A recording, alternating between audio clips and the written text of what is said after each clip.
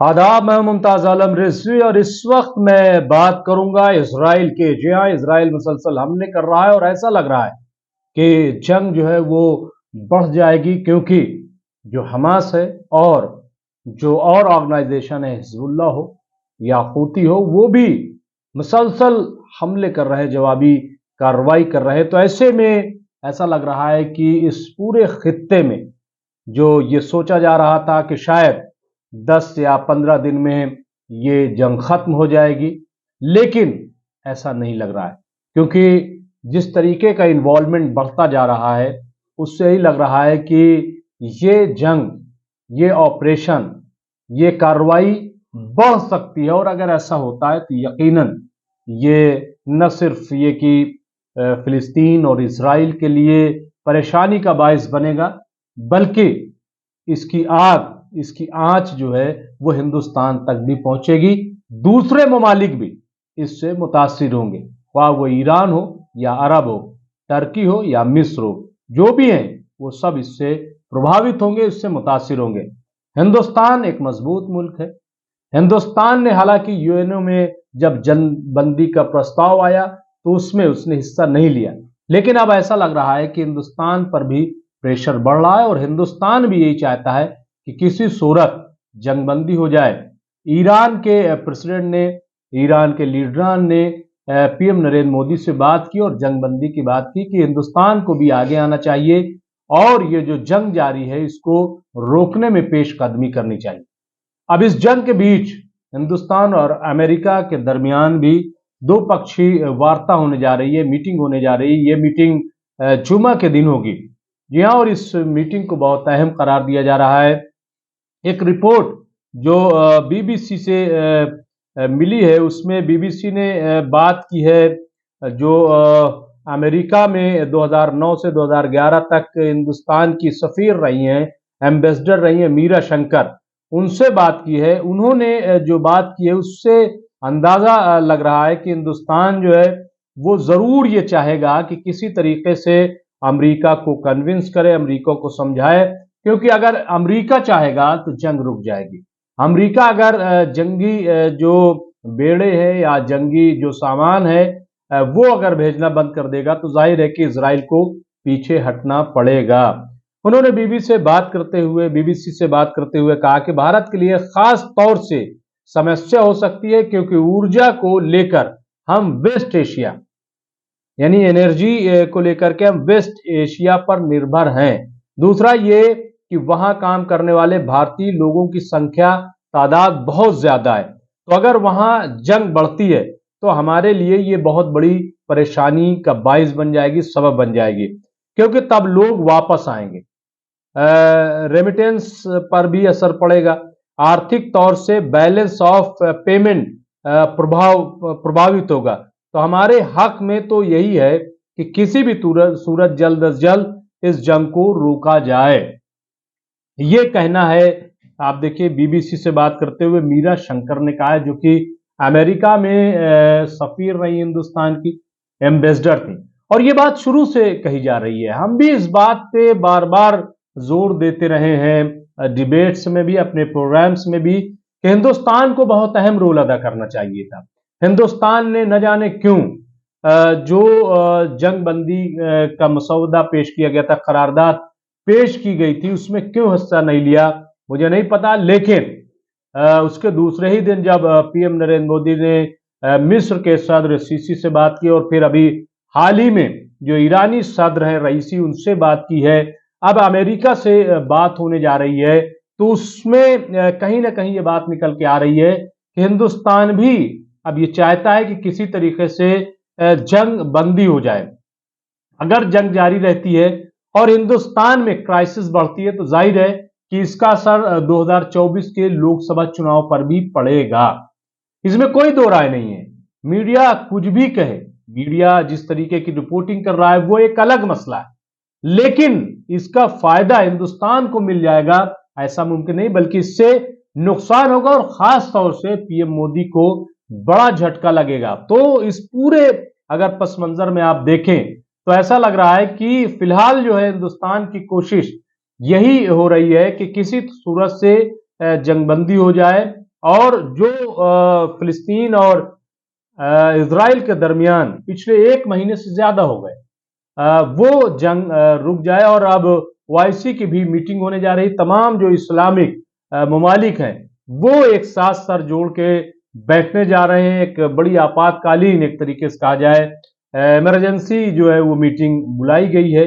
उसमें क्या फैसला लिया जाता है, क्योंकि अवामी सतह पर जो रिपोर्ट आ रही वो ये कि टर्की हो या मिस्र हो या सऊदी अरब या और ममालिक जो मुस्लिम ममालिक हैं, इस्लामिक कंट्रीज हैं, वहां पे अवामी प्रेशर बहुत है कि आप जो है इसमें इंटरवीन करें, क्योंकि फिलिस्तीन में बेगुनाह मारे जा रहे हैं, वहां बच्चे मारे जा रहे हैं और कई लाख लोग अभी ऐसे हैं जिन तक न दवाएं पहुंच रही हैं न खाना पानी पहुंच रहा है। हमले रोज हो रहे हैं, इजराइल मुसलसल हमले कर रहा है, 1 मिनट के लिए, 1 लम्हे के लिए हमला करना नहीं रोक रहा है। और उसके जवाब में जाहिर है कि हमास भी और हिजबुल्ला और दूसरी जो ब्रिगेड है, दूसरे जो गुट हैं, वो जवाबी हमले कर रहे हैं। तो इस तरीके से इस खित्ते में अगर आप देखें तो एक पूरा माहौल जो है वो बहुत ज्यादा खराब है। हिंदुस्तान की अगर बात करें तो एक छोटी सी हिस्ट्री जो हिंदुस्तान की है वो अगर उस पर रोशनी डालें तो उससे अंदाजा होगा कि यरूशलेम यानी बैतुल मुक़द्दस जो है वो कोई नई बात वहां जंग नहीं है, बल्कि बैतुल मुक़द्दस पर जिस तरीके से मुसलमान उस पर अपना हक जताते हैं और जाहिर है कि वो मुसलमानों का क़िबला अव्वल है, लेकिन यहूदी भी उसे अपनी जगह करार देते हैं। और अगर तारीख में आप जाएंगे, मैं आपको बताऊं कि हिंदुस्तान से जो रिपोर्ट है कि तकरीबन 40,000 किलोमीटर ये वाक़ है यरूशलेम, और इजराइल और हमास के बीच जो जंग चल रही है तो इसकी अहम वजह जो तजिया निगार बताते हैं वो यही बताते हैं कि ये बैतुल मुक़द्दस है और ये मस्जिद अक्सा है। इसी की बुनियाद जो है, बुनियाद पर ये जंग हो रही है। एक तरफ इजराइल जो है, यहूदी जो है, खास तौर से जो सयूनी है, वो ग्रेटर इजराइल का ख्वाब देख रहे हैं, यानी वो मक्का और मदीना तक आप देखेंगे तो आपको एक पूरा नक्शा मिलेगा। तो इससे आप देखिए कि बताया ये जा रहा है कि अल-अक्सा यरूशलेम की वो मस्जिद है जिसमें 2021 में इजरायली पुलिस घुस गई। अब आप देखिए कि बार बार अब ये चीजें सामने आ रही, मीडिया इस चीज को लिख रहा है, बार बार ये हो रहा है कि साहब हमास ने हमला किया, हमास ने हमला किया, लेकिन अब ये स्टोरी आ रही है और जैसा कि यूएनओ ने भी कहा था कि हमास ने हमला किया। और जाहिर है मैं भी ये बात कहता हूं कि जब हमास या कोई ऑर्गेनाइजेशन हमला करती है तो वो एक टेरर ही होता है, वो एक दहशत ही होती है। आप उसको ये नहीं कह सकते, क्योंकि हमले में कोई फूल नहीं बरसाता है। हमला जो है वो जाहिर है कि वो जानलेवा ही होता है और ये हमास ने किया, इसमें कोई दो राय नहीं है। और इजराइल वो यूएनओ भी ये कह रहा है कि ये टेरर अटैक है, हिंदुस्तान ने भी कहा कि ये टेरर अटैक है। तो यकीनन ये हम इसको कहते हैं कि ये टेरर अटैक है, क्योंकि कोई भी अटैक वो टेरर ही फैलाता है, चाहे वो छोटा अटैक हो या बड़ा अटैक हो। तो ये तो है, लेकिन अब अगर आप उसके पीछे देखेंगे जो यूएनओ ने कहा कि ये टेरर अटैक है, लेकिन इसका रिस्पॉन्सिबल, इसका जिम्मेदार इजराइल है, क्योंकि इजराइल जो है मुसलसल फिलिस्तीनियों पर कब्जा कर रहा है, उनकी जमीनों को हड़पने की कोशिश कर रहा है, उन पे जुल्म और ज्यादती कर रहा है, जो टू नेशन थ्योरी है उस पर अमल नहीं कर रहा है। तो ये चीज है। और ये आप देखिए कि 2021 में तो जाहिर है कि जब आप मुसलसल मारेंगे तो उसका जवाब होगा। हमास ने इजराइल पर 7 अक्टूबर को हमला किया और उसके बाद से आप देखिए कि मुसलसल ये जंग जारी है। 105 साल पहले ये हिस्ट्री बताई जा रही है कि यरूशलेम शहर को हिंदुस्तानी यानी अंग्रेज हिंदुस्तानी फौजियों ने ऑटोमन जो साम्राज्य था उसको हराकर अंग्रेजों के लिए जीत दिलाई थी। यहाँ यरूशलेम को यानी ये मस्जिद अक्सा और बैतुल मुक़द्दस को अंग्रेजों के लिए हिंदुस्तानी फौज ने, यानी हिंदुस्तान की उस वक्त जो अंग्रेजों की फौज थी उसने जो है वो 105 साल पहले यहाँ पे यानी 1917 में एक जंग लड़ी थी और उसमें जो है वो जीत दिलाई थी। ये हिस्ट्री आ रही है। तो एक हिस्ट्री इसका कहने का मतलब यह है कि हिंदुस्तान का रिश्ता जो है किसी न किसी एतबार से बहुत पुराना है। और उस वक्त जो हिस्ट्री बताती है, जो जो हमने पढ़ा, ये बताया जाता है कि उस वक्त अंग्रेजों ने कहा था यहूदियों से कि हम तुमको जो है यरूशलेम देंगे और ये जगह तुम्हारी हमेशा के लिए होगी। आज लोग सोच रहे हैं कि क्यों अमेरिका साथ दे रहा है, क्यों जो है वो जर्मनी साथ दे रहा है, क्यों फ्रांस साथ दे रहा है। तो इससे आप अंदाजा लगाए ब्रिटेन क्यों साथ दे रहा है, तो इससे अंदाजा लगाइए और उसकी वजह क्या है। क्योंकि इनको ईसाइयों को भी ये डर लग रहा है कि अगर यहूदी उनके यहां पहुंच गए तो फिर एक बहुत बड़ी प्रॉब्लम हो जाएगी। इसलिए इनको यहां पे आबाद कर दिया और यहां इनको चारों तरफ से आप देखिए कि जंग में उलझा कर रख दिया। तो ये एक बहुत बड़ी ईसाइयों की तरफ से या जो पॉलिसी मेकर है उनके उनकी तरफ से ये एक बहुत बड़ी प्लानिंग भी की गई, ऐसा लगता है। अब आप देखिए 1918 तक यरूशलेम शहर पर तुर्की के ऑटोमन साम्राज्य का यानी ऑटोमन एम्पायर जो था उसका कब्जा था। इस्लाम धर्म में मक्का मदीना के बाद जैसा कि हमने बताया कि यरूशलेम यानी बैतुल मुकद्दस मस्जिद अक्सा जो है वो तीसरा सबसे बहुत ही पाकीज़ा शहर है।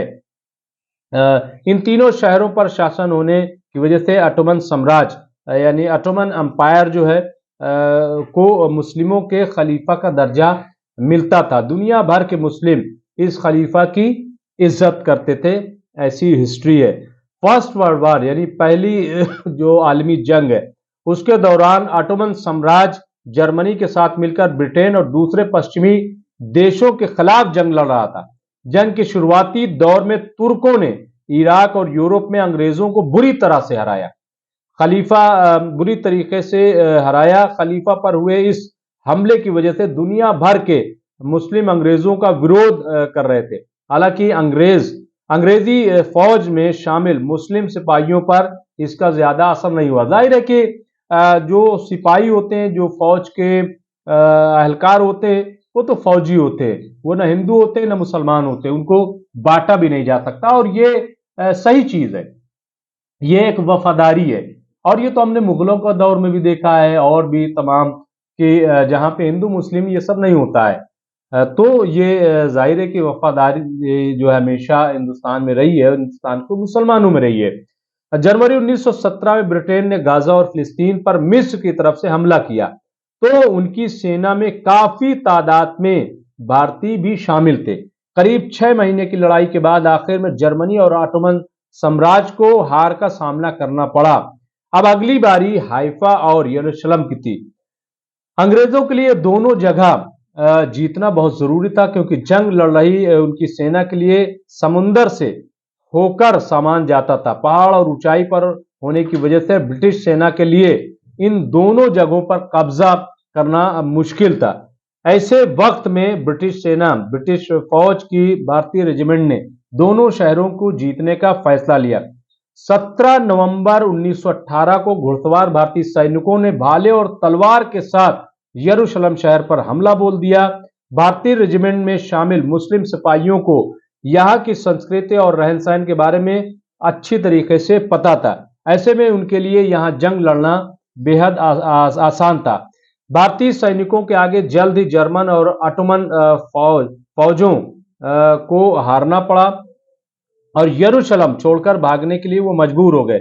9 दिसंबर को दुश्मन सैनिकों के जंग के मैदान में भागने के बाद भारतीय रेजिमेंट में पूरे शहर में कब्जा कर लिया। तो ये यहाँ पे ये चीज बताने की बात है कि हिंदुस्तान हर दौर में कहीं ना कहीं इन्वॉल्व रहा है और उसकी वजह यह है कि हिंदुस्तान में भी अगर आप देखेंगे तो आज नहीं बल्कि एक जमाने से, मैं तो पढ़ रहा था कि युधिष्ठिर के दौर से यानी जब महाभारत हुई थी उसके बाद से भी अगर आप देखेंगे तो अरबों से इनके रिश्ते रहे हैं।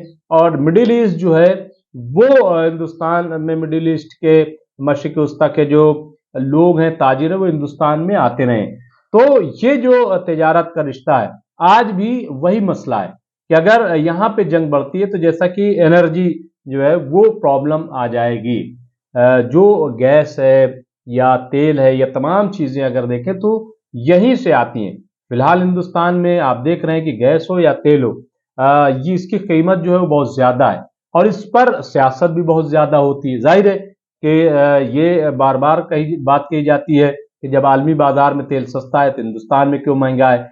और पब्लिक तो ये नहीं समझती, पब्लिक तो ये जानती है कि पहले अगर 65 रुपए में पेट्रोल था तो आज 100 रुपए में क्यों है, पहले अगर 55 रुपए में डीजल था तो आज 95 रुपए में क्यों है, 90 रुपए में क्यों है। पहले गैस सिलेंडर अगर हमें 450 रुपए में मिलती थी तो आज 1200 में क्यों मिलती है। तो इस तरीके का जो है मुआवजा या कंपैरिजन जो है वो होता है। बहरहाल कुल मिलाकर के ये जो मीटिंग हो रही है इसमें भारत की यही कोशिश होगी कि जंग रुके, और देखना ये होगा कि भारत की कितनी बात मानी जाती है। हालांकि पॉलिटिकल एतबार से, सियासी एतबार से हम लोग यही या तजिया निगार यही कहते हैं कि भारत फिलहाल जो है वो दूर दूर तक कहीं नहीं, लेकिन ईरानी सदर ने जिस तरीके से बातचीत की और जो बातचीत सामने आई उसमें यही लगता है कि हिंदुस्तान को कोई भी मुल्क इस वक्त नजरअंदाज नहीं कर सकता है। और अगर हिंदुस्तान ने और खास तौर से पीएम मोदी ने बेहतरीन तौर पर डिसीजन लिया तो जाहिर है कि जंगबंदी में हिंदुस्तान का बहुत अहम रोल हो सकता है। बहुत बहुत शुक्रिया।